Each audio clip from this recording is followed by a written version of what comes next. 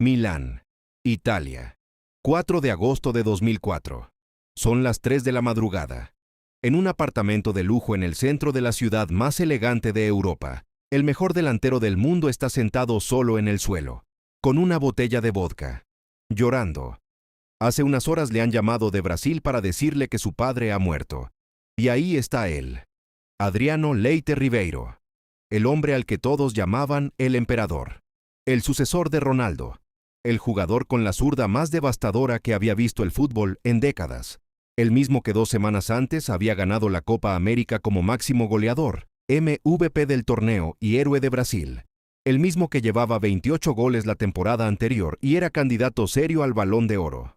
Solo, en el suelo, con una botella de vodka. Esa noche algo se rompió dentro de Adriano que nunca volvió a soldarse. Y esta es la historia de por qué el talento más grande de su generación se convirtió en lo que él mismo llamó el mayor desperdicio del fútbol. Para entender a Adriano, hay que empezar por el lugar donde nació y creció, porque ese lugar lo explica todo.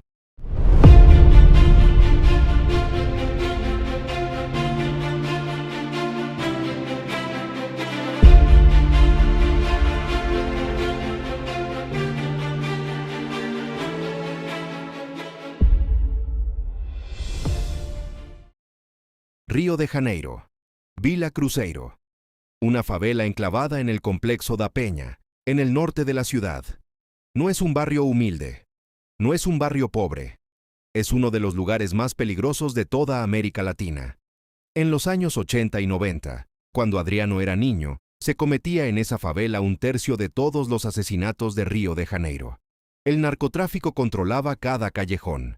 Y los niños que crecían ahí aprendían desde muy pequeños que la línea entre vivir y morir era más fina que en cualquier otro lugar del planeta. En Vila Cruzeiro, como en casi todas las favelas de Brasil, el fútbol era mucho más que un deporte. Era la única puerta de salida real que tenían los chavales del barrio. La única forma de escapar de ese mundo y construir algo diferente. Y Vila Cruzeiro lo sabía. Tanto que el campo de fútbol del barrio estaba colocado justo en la entrada de la favela. Quien entraba, pasaba por delante del campo. Quien salía, también. El fútbol era lo primero y lo último que veías cada día. Era parte del aire que se respiraba. Adriano nació ahí el 17 de febrero de 1982. Y desde que tuvo uso de razón, aprendió que en Vila Cruzeiro necesitabas 2 cosas para sobrevivir. Un nombre que la gente respetara. Y la habilidad suficiente con un balón para que ese nombre llegara más lejos que los callejones de la favela. El nombre lo heredó de su familia. Y con el balón, desde muy pequeño, quedó claro que Adriano Leite Ribeiro tenía algo que nos enseña. Pero antes de hablar de lo que Adriano hacía con un balón, hay una persona que tienes que conocer. Porque sin entender a esta persona, nada de lo que le pasó a Adriano tiene sentido. Su padre, Almir Leite Ribeiro. En el barrio lo conocían como Miriño. Miriño era el tipo de hombre que se hace respetar sin necesidad de gritar. El líder moral de la comunidad. Un hombre sin dinero pero con una dignidad enorme, que en Vila Cruzeiro valía más que cualquier otra cosa. Los sábados por la mañana se levantaba antes que nadie, preparaba su mochila y bajaba corriendo al campo de tierra a jugar con sus amigos. Gritaba desde la calle a las 6 de la mañana para despertarlos. Era ese tipo de hombre, el primero en llegar, el último en irse. Y Adriano lo adoraba con una intensidad que solo puede entenderse cuando ves lo que pasó después. Para Adriano, su padre no era solo su padre, era su modelo, su razón, la persona por la que quería hacerse grande. Todo lo que Adriano hizo en el fútbol, lo hizo pensando en Miriño. Cada entrenamiento, cada gol, cada título, todo iba dedicado a ese hombre. Eso es lo más importante que tienes que llevarte de este momento, porque todo lo que viene después solo se entiende si tienes claro cuánto quería Adriano a su padre. Adriano tenía 10 años cuando la vida de su familia cambió para siempre. Una noche de fiesta en el barrio, una bala perdida impactó en el cráneo de Miriño. No fue un ajuste de cuentas, no fue nada buscado, fue la brutalidad aleatoria y cotidiana de la favela. Una bala que no iba a ningún sitio y encontró a la persona equivocada. Miriño sobrevivió, pero los médicos no pudieron extraer la bala. Se quedó alojada en su cabeza para siempre. Y a partir de ese día, el hombre que los sábados se levantaba de madrugada para ir al campo, empezó a sufrir convulsiones, violentas, imprevisibles, sin ningún aviso previo. Adriano creció viendo a su padre caer al suelo temblando, sin poder hacer nada, solo estar ahí, con 10 años, con 11, con 12, mirando sufrir al hombre que más quería en el mundo. Miriño dejó de trabajar.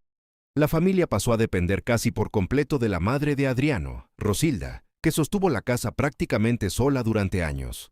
Los vecinos ayudaban cuando podían. Hubo momentos en que un vecino llegaba a la puerta con una caja de huevos y se la ofrecía a Rosilda para que los vendiera y pudiera comprarle algo de comer al niño. Ese niño terminaría jugando en San Siro ante 80,000 personas. Pero en aquel momento, lo único que tenía era ese campo de tierra en la entrada de la favela y un balón desgastado con el que escapar, aunque fuera por un rato, de todo lo demás. Y en ese campo de tierra quedó claro muy pronto que Adriano no era un niño normal. Tenía una combinación de condiciones físicas y técnicas que no se ven casi nunca juntas en la misma persona. Casi 1,90 m de altura, cerca de 90 kilos de músculo, pero con la técnica y la gracia de un brasileño criado con el balón pegado al pie desde que aprendió a caminar. Velocidad de extremo en un cuerpo de ariete, y una zurda que parecía diseñada para hacer daño. El Flamengo lo descubrió siendo adolescente. La familia hizo una vaquita para pagar la inscripción en la academia. Muchas veces no había dinero para el transporte y su abuela lo llevaba andando a los entrenamientos. Adriano tenía entonces 2 sueños muy claros. El primero era sacar a su familia de la favela. El segundo, y el más importante para él, era hacer feliz a su padre. Ver a Miriño orgulloso. Devolverle todo lo que la vida le había quitado. No quería ser el mejor del mundo. Quería que su padre estuviera bien. Con 18 años debutó en el primer equipo del Flamengo, y con 19, el Inter de Milán pagó 13 millones de euros por él y se lo llevó a Italia. Un niño de Villa Cruzeiro iba a jugar en San Siro. El choque fue brutal, y no precisamente en el campo. Adriano llegó a Milán con 19 años, sin hablar italiano, sin entender la cultura europea, sin su familia, sin sus amigos, sin el calor y el ruido constante de Villa Cruzeiro. Y se encontró con algo para lo que nadie lo había preparado: el silencio y el frío del invierno del norte de Italia. Él mismo lo contó años después con una honestidad que parte el alma. Dijo que en ese primer invierno sintió un golpe muy fuerte, que todo el mundo iba con ropa oscura, que las calles estaban vacías, que los días eran cortos y el tiempo siempre lluvioso, que no tenía ganas de hacer nada, y que esa soledad, mezclada con la nostalgia de todo lo que había dejado atrás, le hacía sentirse como basura. La primera Navidad lejos de Brasil fue especialmente dura.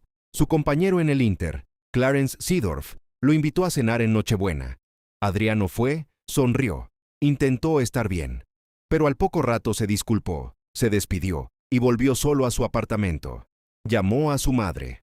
Su madre le dijo que lo echaban de menos, que todos estaban allí reunidos, que el único que faltaba era él.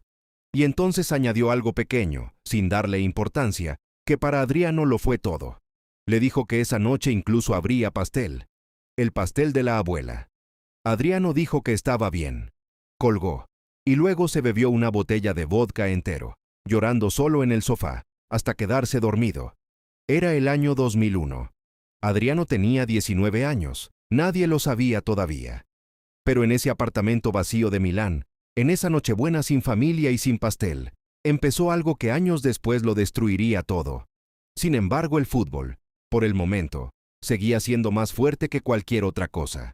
El Inter lo cedió al Parma para que ganara experiencia. Y en el Parma fue donde el mundo vio por primera vez lo que Adriano podía hacer cuando se sentía libre y con confianza. 2 temporadas, 23 goles en 37 partidos de Serie A. Una dupla devastadora con Adrian Mutu, que hacía temblar a las mejores defensas de Italia. Fue en esa época cuando la prensa italiana le puso el nombre que lo acompañaría para siempre: L'Imperatore, el emperador. Porque cuando Adriano tenía el balón en el área, era como ver gobernar a alguien que no admitía oposición, alguien ante quien no había defensa posible. El Inter se dio cuenta rápidamente de que había cometido un error dejándolo ir. Y en enero de 2004 pagó 23 millones de euros para recuperarlo. 23 millones por un jugador que ellos mismos habían cedido. Adriano volvió como si tuviera una deuda pendiente con el mundo. En la segunda mitad de esa temporada, marcó 9 goles en 16 partidos, Y hubo un momento que resumió mejor que ningún otro quién era Adriano Leite Ribeiro en ese campo. Última jornada de la temporada, 2003 a 2004. El Inter se jugaba la clasificación para la Champions League en el campo del Empoli. Necesitaba ganar sí o sí. Y lo que tenía dentro de su equipo era a un brasileño de 22 años que había vuelto 5 meses antes con una deuda pendiente con el mundo. Adriano marcó 2 goles esa tarde. Inter ganó 3-2 y se metió en Champions. Pero no fueron los goles en sí. Fue como los marcó. La forma en que cogía el balón, lo acomodaba con esa zurda y reventaba la portería con una potencia que en Italia no se veía desde hacía años. Aficionados rivales aplaudiendo, compañeros mirándose entre ellos sin saber qué decir. Zanetti lo vio desde el campo y pensó algo que luego repitió en muchas entrevistas. Se dijo a sí mismo, este es el nuevo Ronaldo. Y entonces llegó el verano de 2004, el verano que iba a ser el más glorioso de la carrera de Adriano, y que al mismo tiempo iba a ser el principio del fin de todo. Brasil llegó a la Copa América de Perú sin sus grandes estrellas. Sin Ronaldo, sin Ronaldinho, sin Roberto Carlos, sin Cafú. El seleccionador Parreira quería probar una nueva generación, y Adriano era el líder indiscutible de esa generación. Lo que hizo en ese torneo fue extraordinario. 7 goles en 6 partidos, máximo goleador de la competición, mejor jugador del torneo, y en la final contra Argentina, con el marcador en 2-1 para los argentinos y el tiempo casi agotado, en el minuto 93, Adriano recibió el balón en el área, lo paró con el pecho y lo golpeó con la zurda. El portero argentino no vio salir el balón. 2-2, prórroga, penaltis, Brasil campeón. Adriano volvió a Milán como el mejor jugador del mundo en ese momento, con 22 años, con el mundo entero a sus pies. Y entonces, 9 días después de ganar la Copa América, sonó el teléfono. Era una llamada desde Brasil. Su padre había muerto, Miriño, el hombre de la dignidad enorme, el que se levantaba los sábados de madrugada para ir al campo de tierra, el que tenía una bala alojada en el cráneo desde que Adriano tenía 10 años, el hombre que había sobrevivido a esa bala durante 12 años, murió de un ataque al corazón. Tenía 44 años. Zanetti estaba en la habitación de al lado cuando escuchó el golpe. Adriano había arrojado el teléfono contra la pared. Y el grito que vino después fue algo que Zanetti describió años más tarde con la voz quebrada. Dijo, no puedes imaginarte ese sonido. Todavía hoy me estremece. Esa misma noche, su compañero Iván Córdoba se quedó con él hasta el amanecer. Y en algún momento de esa noche, intentando encontrar las palabras adecuadas, Córdoba le dijo algo que resume mejor que nada lo que el fútbol estaba a punto de perder. Le dijo, Adri, ¿eres consciente de que podrías convertirte en el mejor jugador de todos los tiempos? Adriano no respondió. Lo que pasó después es una de las paradojas más extraordinarias del fútbol moderno. Un mes después de la muerte de su padre, Adriano volvió al campo y jugó la mejor temporada de su carrera. 28 goles, un hat-trick contra el Porto, campeón defensor de Europa en Champions League, sexto en el Balón de Oro, ganador de la Copa Italia con el Inter. Celebraba cada gol señalando al cielo, como si cada gol fuera una conversación privada con Miriño. Pero lo que el mundo veía desde fuera y lo que ocurría por dentro eran dos cosas completamente distintas. Mientras marcaba esos 28 goles, Adriano bebía solo en su apartamento cuando las cámaras se apagaban. Lloraba por las noches. Y cada mañana le costaba más encontrar una razón para levantarse y ir a entrenar. Años después lo explicó con una sinceridad brutal. Dijo que sus dos grandes motivaciones para jugar al fútbol habían sido siempre hacer feliz a su padre y sacar a su familia de la favela. Y que con su padre muerto y el dinero en el banco, empezó a preguntarse cuál era el sentido de seguir. No es cinismo. Es la pregunta honesta de un hombre que de repente descubre que la razón por la que lo hacía todo ya no existe. A partir de ese momento, el alcohol dejó de ser algo ocasional y se convirtió en una constante. La temporada siguiente todavía fue razonablemente buena sobre el papel. 19 goles. El Inter ganó el Scudetto por primera vez desde 1989. Pero el cuerpo empezaba a acusar lo que pasaba por dentro. Empezó a engordar. Las lesiones tardaban más en curar. Y los entrenamientos a los que antes llegaba el primero, ahora los llegaba el último, o directamente no llegaba. En el verano de 2006 llegó el Mundial de Alemania. Brasil formó lo que la prensa llamó el cuarteto mágico: Ronaldo, Ronaldinho, Kaká y Adriano. Los 4 mejores futbolistas brasileños juntos en el mismo equipo. Era imposible que Brasil no ganara. Brasil cayó en cuartos de final contra Francia, y Adriano fue el peor de los 4. Solo 5 disparos en todo el torneo. Irreconocible. El hombre que 2 años antes había arrasado en la Copa América, ahora caminaba por el campo como si alguien le hubiera apagado una luz por dentro. Y esa luz, a partir de ese momento, nunca volvió a encenderse del todo. Los 2 años siguientes en el Inter fueron un descenso sin freno. Mancini primero y Mourinho después lo intentaron todo. Le dieron tiempo, segundas oportunidades y terceras. Lo protegieron en público y lo acompañaron en privado. Pero nada funcionaba. Zanetti lo resumió así: la muerte de su padre lo cambió todo. Adriano era el tipo más alegre del vestuario, siempre riendo, siempre con música, siempre gastando bromas. Y de repente se apagó. Todos lo vimos. Pero ninguno supo cómo ayudarlo de verdad. El propio Adriano lo reconoció sin rodeos. Dijo que llegaba completamente ebrio a los entrenamientos y tenía que quedarse durmiendo en la enfermería. Y que lo que le ocurría no tenía nada que ver con el Inter, ni con los entrenadores. Tenía que ver con que su padre ya no estaba. Y con que él no sabía cómo vivir con eso. Y entonces, en medio de esa espiral, ocurrió algo que la prensa italiana no supo cómo interpretar. Adriano desapareció. En plena temporada cogió un avión a Brasil sin decirle nada a nadie, sin avisar al club, sin hablar con ningún entrenador. Y se fue directamente a Vila Cruzeiro, a los callejones donde había crecido, a los amigos de la infancia, al único lugar donde se sentía él mismo, y estuvo 3 días sin que nadie lo encontrara.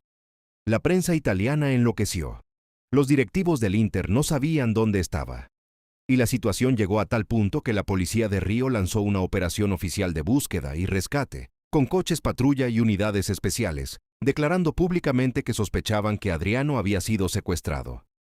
Adriano lo contó después con una mezcla de incredulidad y humor. Dijo que nadie lo encontró porque en la favela nadie habla, que la regla número 1 de Vila Cruzeiro es mantener la boca cerrada, y que cuando supo que la policía había montado una operación para rescatarlo, no podía creérselo. Preguntó: ¿secuestrado? ¿Imaginas que alguien me va a hacer daño aquí? A mí. A un niño de la favela. No estaba secuestrado. Estaba en casa, sentado en la acera, sin camiseta, descalzo, jugando al dominó con sus amigos. El Inter rescindió su contrato en 2009. Adriano volvió a Brasil. Volvió al Flamengo, el club de sus amores, el club donde todo había empezado.